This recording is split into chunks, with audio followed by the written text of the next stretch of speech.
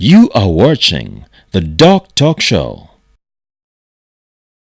Could there be any worries, any complications regarding bad breath? Would someone die because they have bad breath? Not necessarily, but it really comes down to esteem issues. Esteem, in that someone will not feel comfortable around people, or you just find people avoiding you and they don't tell you what exactly is the problem. So you just find someone's esteem going down the drain until they visit a dentist. And what is surprising is they start with a dentist, even if it's any other problem. Halitosis is from the mouth. So it has to be the dentist to first help you sort what is around the mouth. If it persists, then they can refer for a general body checkup. If someone has bad breath, what should they do? I think if someone thinks that they have a bad breath, it's a systematic approach.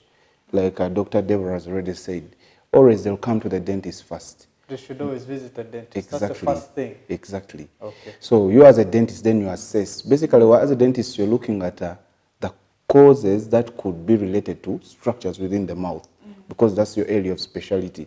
You assess caries, you assess gum disease, look at the tonsillar area, look at the tongue, how is the oral hygiene, exactly, all that. That gives you a clue. And in case you've ruled out that everything is okay and normal, then you could try to consult other specialists regarding the different systems you saw. Like, it might be the underlying diseases. exactly, there could be an underlying systemic disease that is resulting into the actual halitosis. Okay. So you could have an ENT consult, and consult Dr. Darius, the physician, to look out at the other systems. Yeah. But bottom line is, anyone with bad breath, first thing, go see a dentist. Dentist, exactly. Okay. Maybe usually most times it must be a problem. Exactly, the problem is the mouth. Actually, with halitosis, 90% of the cases are related to the mouth. The cause is in the mouth. Okay. So it's the dentist first, seen first. If a person maybe has limited access to the dentist, are there other ways they can control this Most bad breath? times it comes down to individuals. Yeah. It comes down to you, the individual. If you notice that you have bad breath, obviously they will try to increase the number of times they brush. They will try to brush, let's say if they have not been brushing at night, they'll try to do it that way and see if there's a change. Sometimes it's the foods that they eat, if they can improve the water intake. The water, hydration, water intake, fruits. But most of these things are advised by the dentist, because most times patients are ignorant. They are ignorant about these basic things. Yeah. They are so basic, but you have to really talk to them. That's when they will take them serious. So there are some foods which can help prevent bad breaths. Yes. Yeah. Which are these foods, for example? We talk more about fibrous foods.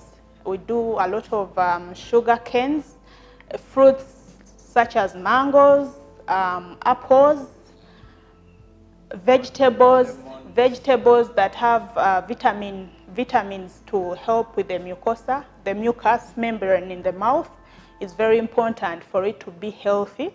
So those basic fruits and vegetables can make a lot of difference in the mouth. And I think the treatment goes hand in hand with the prevention.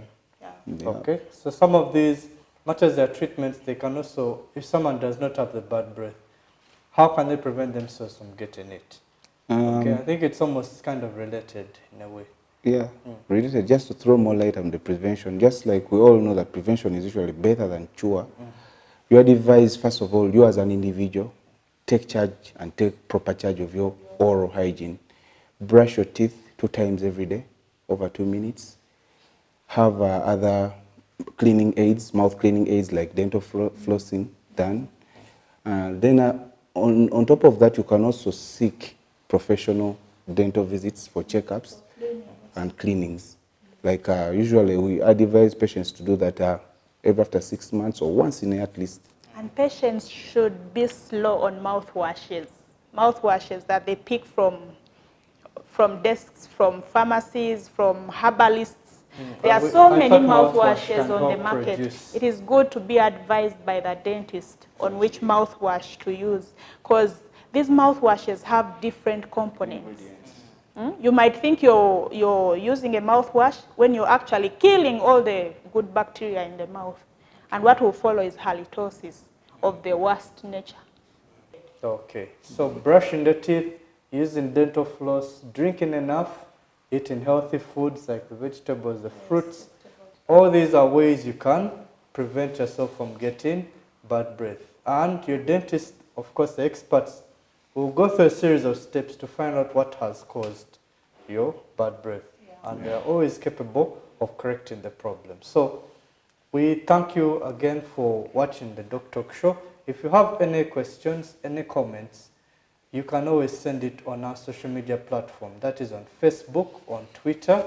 You can also log on to the Doctalk show YouTube page. You can subscribe, you can like, you can share with all your friends, and keep the information flowing, because information is always important. We understood dental health is not really appreciated, but when you watch this videos, always share with your friends. Tell more people, because someone may be having a bad breath problem and they do not know what to do. So one last thing, your mouth says hello before you do. So most times your smile says hello before you do. So it's very important to keep your smile beautiful. So be keen, look out for yourself. okay, and take care of the teeth. You are watching the Doctalk Show. The Doctalk Show profiles Uganda's healthcare sector.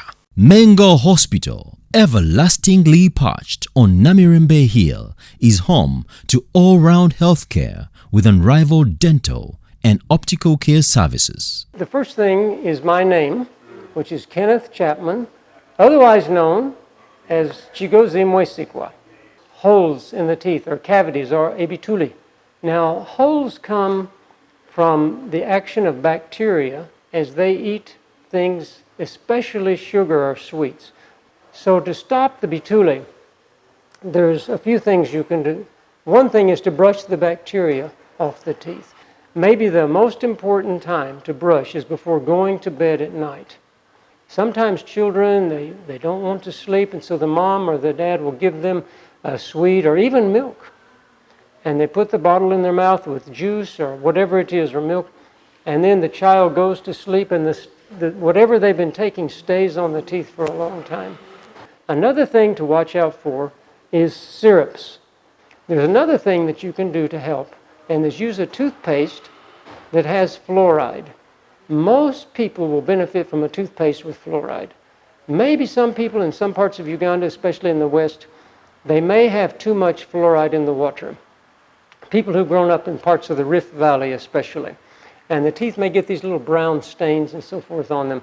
Maybe those people don't need fluoride, but most of us that I've seen in Kampala, they'll benefit, and the fluoride will make the teeth more resistant to getting holes in them. But if it's gone too far, if it's entered into the inside of the tooth, then we need to do something like put in some cement, like root canal treatment, where we fill down into where the nerve was, and then maybe put a cover on the tooth after that. So the larger the hole, it tends to be the more complex and the more expensive the treatment. We started with one dental chair, some very basic equipment, and we started with myself, and they gave me one Ugandan dental assistant, and we worked together for some good time, just the two of us, slowly starting to do mostly extracting teeth, and we started, we did some simple fillings. So we started slowly by slowly. Other people came in. We got some other, Basao, some other doctors to come in. We added to the staff. There were two doctors. And then we got another assistant. And slowly we started adding on chairs. We had 2 chairs. Then, because things were growing and patients were coming, the hospital said, okay, you can use the other room on the other side of the hall. Another friend from America with a group called Missionary Dentists said, we will send you some more chairs. These were secondhand, reconditioned.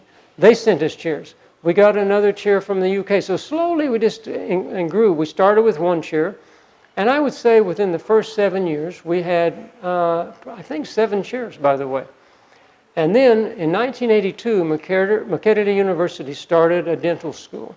By 1987, they had their first graduates. So in 1987, we started helping to train dental interns.